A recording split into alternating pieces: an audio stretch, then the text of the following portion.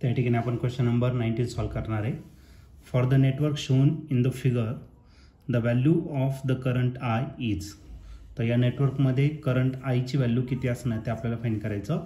तर या ठिकाणी आपल्याला सर्किट दिलेलं आहे. या ठिकाणी 6 ओमचा रेजिस्टन्स, 4 ओम यामधल्या या ठिकाणी 4 ओमचा रेजिस्टन्स आहे आणि या ठिकाणी 2 आणि 3 ओमचा रेजिस्टन्स आहे. त्याला व्ही इतका सेलचं EMF कनेक्ट केलेलं आहे आणि त्याच्यातून करंट आय इतका फ्लो होतोय.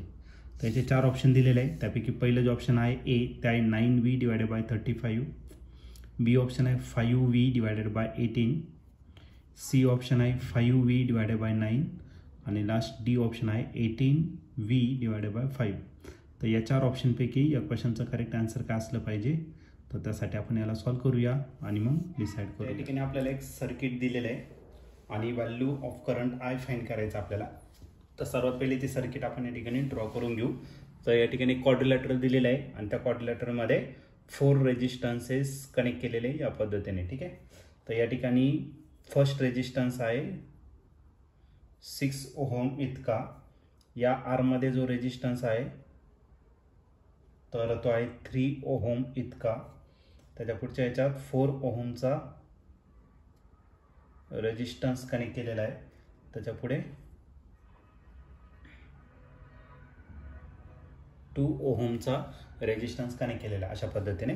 आणि या आरमध्ये डायगोनली अपोजिट कॉर्नरमध्ये एक रेजिस्टन्स कनेक्ट केलेला आहे ज्याची व्हॅल्यू 4 ओहम इतकी दिलेली आहे.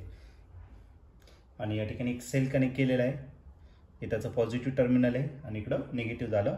व्ही इतकं त्याचं पोटेन्शियल आहे आणि या ठिकाणी तो कनेक्ट केलेला आहे.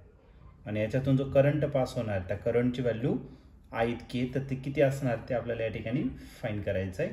करंट आय आपल्याला या ठिकाणी फाइंड करायचं आहे. तर याला आपण सॉल्व करूया. तर सर्वात पहिले या ठिकाणी 4 रेजिस्टन्सेस दिलेले आहे. आता हे विस्टोन्स नेटवर्क दिसत आहे, फक्त त्याला टिल्ट केलेलं आहे.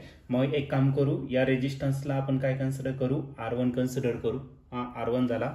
हा जो रेजिस्टन्स आहे तो झाला R2. हा नेक्स्ट रेजिस्टन्स R3 झाला आणि हा जो असणार तो किती असेल, R4 असेल. ठीक आहे. हा रेजिस्टन्स R4 झाला, किती 3 ओहमचा होता. ठीक आहे. तर सर्वात पहिले बॅलन्स आहे किंवा नाही ते सर्वात पहिले आपण डिसाईड करू. मग बॅलन्स कंडिशन काय आहे, तर या 2 रेजिस्टन्सचा रेशो म्हणजेच काय, R1 divided by R2. R1 किती आहे 4, R2 आहे 2, 2च्या टेबलमध्ये 4 आहे, 2 2 किती झाला 4. मग R1 डिवायडेड बाय R2चा रेशो 2 आला. सिमिलरली आता या दोघांचा रेशो फाइंड करू आपण. R3 डिवायडेड बाय काय तर R4. R3ची व्हॅल्यू दिलेली आहे तुम्हाला 6 ओहम इतकी आणि R4 जो दिलेला आहे तो 3 2 किती झाला 6.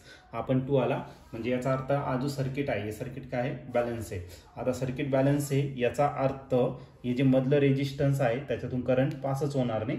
मग तो नसला तरी आपल्याला काय अडचण नाही आहे. आता हे 2 रेजिस्टन्स जे आहे ते कसे असणार आहे, सिरीजमध्ये. मग याला इक्विव्हॅलंट सर्किटमध्ये मी या ठिकाणी कन्वर्ट करतो. हे 2 रेजिस्टन्स सिरीजमध्ये आहे. सिरीजमध्ये ॲडिशन होणार 4 + 2 किती होणार तर 6. तर याला मी रिड्रॉ करतो. मग या ठिकाणी जो रेजिस्टन्स भेटणार तो कितीचा भेटेल 6 ओहम. सिमिलरली हे 2 रेजिस्टन्स पुन्हा कसे असणार, सिरीजमध्ये. आणि सिरीजमध्ये आपण त्यांची काय करणार तर डायरेक्टली ॲडिशन. मग 6 + 3 किती होणार आहे आपला 9 ओहमचा या ठिकाणी रेजिस्टन्स तयार झाला. आणि या ठिकाणी आपण एक सेल कनेक्ट केलेला आहे. हा त्याचा पॉझिटिव्ह टर्मिनल, हा निगेटिव्ह आणि त्याचं पोटेन्शियल किती तर आय इतकं. तरी झाली आपली इक्विव्हॅलंट सर्किट डायग्राम. ओके. आणि याच्यातून जो करंट पास होणार आहे, करंट किती होणार तर आ इतका करंट पास होणार आहे. आता हे 2 रेजिस्टन्स जे आहे 6 ओहम आणि 9 ओहम हे दोन्ही कसे येतात पॅरलल. आणि पॅरललमध्ये आपण काय करतो, रेसिप्रोकल घेऊन त्यांची ॲडिशन. ओके. मग आपल्याकडे RPचा फॉर्म्युला आहे डायरेक्टली आणि तो आहे तुमचं R1 × R2 divided by R1 + R2. मग या दोन्ही रेजिस्टन्सची मी सर्वात पहिले तर मल्टिप्लिकेशन करणार.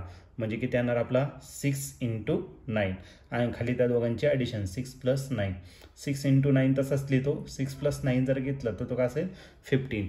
3च्या टेबलमध्ये हे सगळे 3 5 जा अँड 3 3 जा 6 3 किती झाला 18. 18 डिवायडेड बाय 5 आला तुमचा पॅरलल रेजिस्टन्स. टोटल रेजिस्टन्स झाला याचा. ठीक आहे. आता आपल्याला करंट फाइंड करायचा आहे. आता आपण यूज करू शकतो ओहम्स लॉ.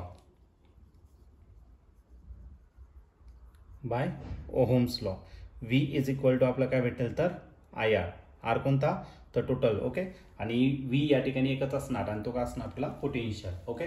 तर V तसाच ठेवू आपण. व्ही तसाच ठेवला. आय आपल्याला फाईंड करायचं आणि आर पी जो भेटला आहे तो किती भेटला 18 डिवायडेड बाय 5 ओहम. तो टाकून देऊ आपण 18 डिवायडेड बाय 5. पण आपल्याला आय फाईंड करायचा. 5 इकडे डिवाइड, इकडे काय करा मल्टिप्लाय, मग 5 व्ही झाला आणि त्याला डिवाइड करू 18. आता करंट आपण मेजर करणार आहे कशामध्ये तर ॲम्पियरमध्ये. मग आपला जो करंट असणार तो किती भेटेल 5 व्ही डिवायडेड बाय 18. आणि या ठिकाणी तुम्ही ऑप्शन जर बघितलं तर ऑप्शन नंबर बी जो आहे तो आपला या ठिकाणी करेक्टली मॅच झालेला आहे. मग या क्वेश्चनचं जे आन्सर असणार आहे तो ऑप्शन बी. ऑप्शन बी म्हणजेच काय current is equal to 5 V divided by 18.